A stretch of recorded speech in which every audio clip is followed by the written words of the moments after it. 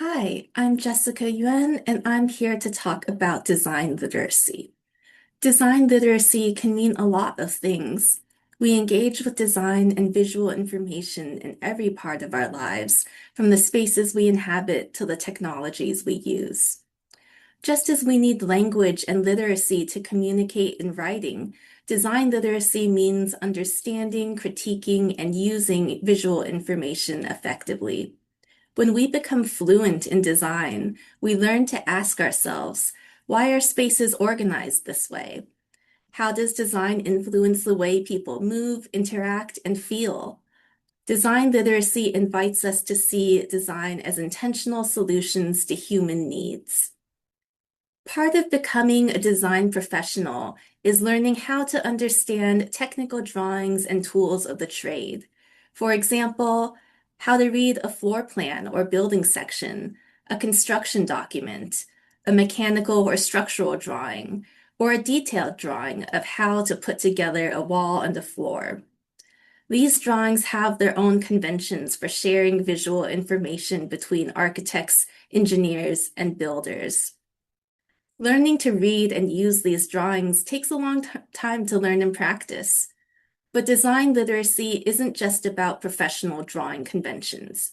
We also use design literacy every day in reading images, such as instructions to assemble a piece of furniture, or finding a store in a shopping center map, or which bus or train you need to take to get somewhere. Design literacy means learning how to communicate accessibly using shared visual languages. We navigate shared visual languages every day. You've all used a map to situate yourself spatially and learn more about the space you inhabit.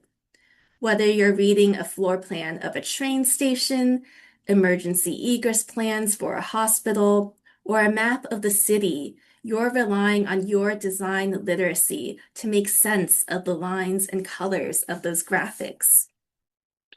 And we don't only use design literacy for realistic information. For example, if you've seen a map of the subway lines of Boston, it doesn't necessarily match the geographical map, but it makes simplifying decisions for clarity.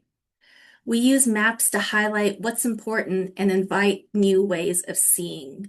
One example I want to share are mental maps of Manhattan from a 1977 study by Susan Duncan and Stanley Milgram.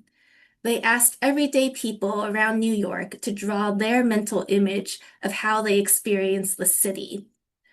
The study explores mental maps as a subjective record of our priorities through the decisions we make in graphic hierarchy. The map on the left was drawn by Mary, a 21-year-old freelance designer who lived in Brooklyn Heights, and the image on the right was drawn by Susan, a 35-year-old painter who lived on the Upper West Side. They have very different ways of organizing and explaining the city. Mary focuses on transit, landmarks, and the street grid, while Susan organizes the map more concentrically from the center of Central Park to the island's edges. Both of their maps are different from the accurate satellite view of Manhattan, and it's a creative example of how we can think about different perspectives on design literacy. As you think about your project, ask yourself, how can you stretch your imagination to explain a design idea in a way that anyone can instantly understand? How can we make design knowledge accessible and enjoyable for all?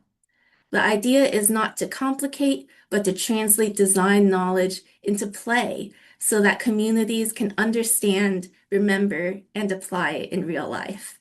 And thank you all for your creativity and imagination.